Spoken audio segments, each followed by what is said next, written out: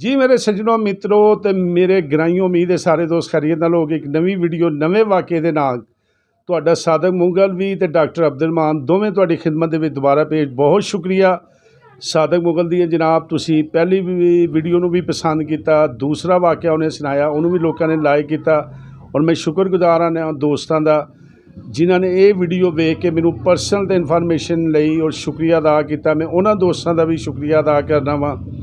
तो जनाब मेरी यही जिस तरह मैं अपनी हर वीडियो दसना कि मेरी यही कोशिश है कि जेड़े जेड़े आलम दे चाहण वाले ने, फोक सिंगरां दे चाहण वाले ने, उन्होंने सच्चे हकीकत ते मबनी खाली बह के मेज़ कुर्सी ला के माइक अगे रख लिया तो सच्चियाँ झूठियाँ सुट्टी गए, वो नहीं काम।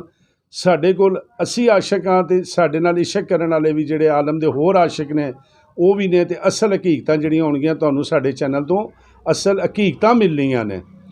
तो जिस तरह सादक साहब ने तुहानूं अपनी पिछली वीडियो दे विच भी एक वाक़या सुनाया, अज सादक साहब साडे कोल फिर मौजूद ने और आलम साहब दा अज वो वाक़या तुहानूं सुनाण लगे ने कि जिहड़ा इन्हां अपनी अखां दे नाल वेखिया, जिहदे चशमदीद गवाह ने। इस तो पहले तुहानूं यूट्यूब ते किसी बंदे ने इहो जे वाक़यात नहीं सुनाए होने ते इहो जे बंदे भी नहीं मिलाए होने जेड़े कि डायरैक्ट अखां दे नाल इन्हां ने यह चीज़ां वेखियां सुनियां या जो कुछ किया। लेकिन मेरी एको रिक्वेस्ट कि वीडियो आखिर तक जरूर वेखना, मेरे चैनल ते नवे आए हो तो चैनल नूं सबसक्राइब जरूर करना, नाल दिते गए बैल आइकॉन दे बटन नूं जरूर दबाना। तो इस तरह के आशकां नूं भी मिलते रहना, आलम दीयां गल्लां भी सुनते रहना, फोक सिंगरां दीयां गल्लां भी सुनते रहना। तो हुण मैं ज़्यादा देर तुहाडी राह दे विच हायल नहीं होना चाहता क्योंकि सादक मुगल साहब भी हुण जिहड़े ने सानूं वो किस्सा सुनाउण लई बेताब ने। आलम दा अज वो किस्सा सुनो जिहड़ा ज़बानी लोकां कोलों ते तुसीं बड़ा ही सुने सी, उहदी सखावत भी और उहदी होर चीज़ां। लेकिन सादक मुगल ने जिहड़ा वाक़या अपनी अखां दे नाल वेखिया अज तुहानूं वो सुनाणगे। जी सादक साहब अस्सलाम वालेकुम।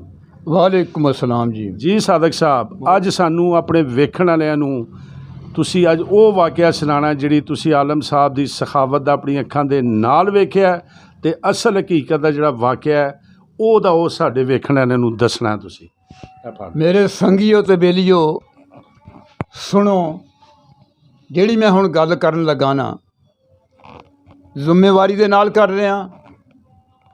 फैसलाबाद शेखुपुरा रोड महल्ला हैदराबाद विच मेरी रिहाइश है। नंबर मैं तुहानूं अगे भी अपना दिता तो हुण भी दुबारा दे दिना 0305 165 67 68। ये जिहड़ी मैं हुण तुहानूं वाक़या सुनाण लगा ना, एक आशिक दे डेरे ते बह गए डॉक्टर अब्दुल रहमान साहब, उन्हां दे डेरे ते बह के मैं बड़ी जिम्मेवारी नाल गल कर रहा कि शहर फैसलाबाद मुहद्दिस आज़म पाकिस्तान मौलाना सरदार साहब रहमतुल्लाह अलैह दी मस्जिद दे मीनार ये बन रहे सन। खुदा जाने आलम कहाँ से आया, अकेला ही था। मेरे साथ एक बाबा सरदार अंसारी बरादरी से तल्लक है, वो भी साथ था। लोगों ने देखा ना कि आलम साहब आए हैं। जब लोगों ने आलम को देखा ना तो लोग तो जौक दर जौक इकट्ठे हो गए वहाँ। आखन लगे आलमा मस्जिद दे मीनार जड़े आओ अजे बुनियादां च काम उहदा चल रहा है तो उसकी कुछ मदद हो जाए।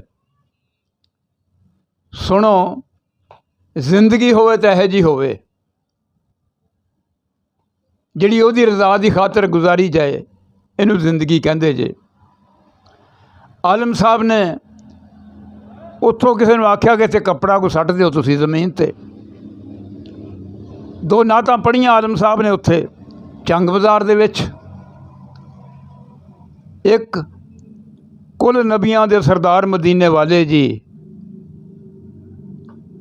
दूसरी मुहम्मद दियां की तारीफां सुनावां सल्लल्लाहु अलैहि वसल्लम। तुसी यकीन करना वो जो चादर बिछाई हुई तो पैसों से लबरेज हो गई, भर गई। आलम साहब ने एक 10 रुपए का नोट उठाया, लोगों से कहा कि उठा लो पैसे, जाकर मस्जिद को दे दो। कहाँ ऐसे आशिक पैदा होंगे जिनका अक्सर ये कौल था, जो मांगने वाली आई ना कोई माई तो कहा बीबी तुझे पैसा कोई नहीं देगा,